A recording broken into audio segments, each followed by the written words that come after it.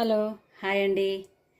ఈరోజు దోస విత్తనాలు, దోస గింజలు పాడేస్తున్నారా? పాడేయకండి. పుల్లగా టేస్ట్గా చాలా బాగుంటుంది. చేదు లేకుండా చూసుకోండి, అంతే. చాలా బాగుంటుందండి. వీటితోటి రోటి పచ్చడి చాలా బాగుంటుంది. వీటికి ఈ పచ్చడి తయారు చేసుకోవడానికి కావలసిన పదార్థాలు ఓకేనండి. పచ్చిమిరపకాయలు, నువ్వులు, దొడ్డుప్పు, చింతపండు, పసుపు, కరివేపాకు, పోపు దినుసులు. ఓకేనండి. ఇప్పుడు చేసుకుందాం. ఒక్కొక్కటి వేసుకొని నూనెలో వేయించుకోవాలి. గోలాయి కదండి, కొంచెం మెంతులు వేసుకోవాలి. ఇవి టేస్ట్ కొరకే. చూడండి, ఇవి వేగిపోయాయి కదా. ఇప్పుడు నువ్వులు వేసుకుందాం. చూడండి, ఇప్పుడు నువ్వులు వేసుకుందాం. చిటపట వేగుతూ ఉంటాయి. అవి మంచిగా కలిపి వేయించుకోవాలి. దోస గింజలు కూడా పోనీయట్లేదా అనుకుంటారేమో. వెనుకటికి నానమ్మలు అమ్మమ్మలు ఏవి పోనిచ్చారండి. ఉన్న దాంట్లోనే టేస్ట్గా రుచికరంగా చేసి అందరికీ పెట్టారు.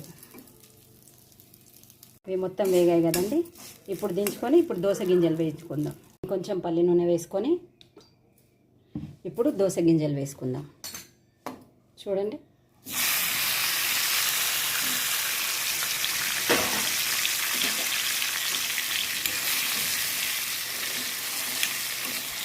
బాగా మెత్తగా కాకుండా లైట్గా వేయించుకోవాలన్నమాట. ఇప్పుడు కూరగాయల రేట్లు ఎట్లా మండిపోతున్నాయండి. కొనబోతే కురివి, అమ్మబోతే అడివి అన్నట్టున్నది ముచ్చట. అవును కదా. ఇప్పుడు ఇవి దోస గింజలు ఉడుకుతున్నాయి కదండి. ఇప్పుడు కొంచెం పసుపు వేసుకోవాలి.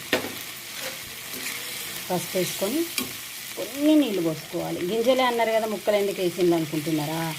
ఆ గింజలకు తగ్గట్టుగా ముక్కలు కూడా ఉంటే మనకు తినేటప్పుడు చాలా టేస్ట్గా ఉంటుంది అన్నమాట. ఓకేనండి. మిక్సీకి వేసుకుందాం. ఇప్పుడు రెడీ చేసుకున్నాం కదండి. ఇందులో నానబెట్టుకున్న చింతపండు వేసుకుందాం. కొంచెం దొడ్డుప్పు, ఇవన్నీ కలిపి మిక్సీకి వేసుకుందాం అండి. దోస గింజలతోటి ముక్కలు కూడా ఇట్లా సగమే ఉడకాలన్నమాట. చూడండి ఇట్లా. ఓకేనా. మిక్సీకి వేసుకుందాం. ఇప్పుడు నూనె వేడైందండి. ఇప్పుడు దోసకాయ పచ్చళ్ళలోకి పోపు పెట్టుకుందాం. పోపు దినుసులు వేసుకున్నాం కదండి. అది మంచిగా వేగుతుండగానే అది మంచిగా వేగిపోయింది.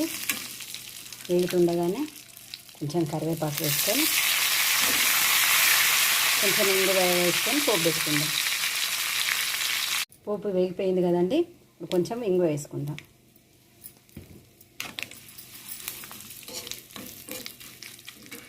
ఇప్పుడు పసుపు. అంతే అండి. ఇది నూరిన పచ్చడి ఉంది కదండి, దానిలో వేసుకొని కలుపుకోవడమే. ఇంతే అండి, దోసకాయ పచ్చడి రెడీ.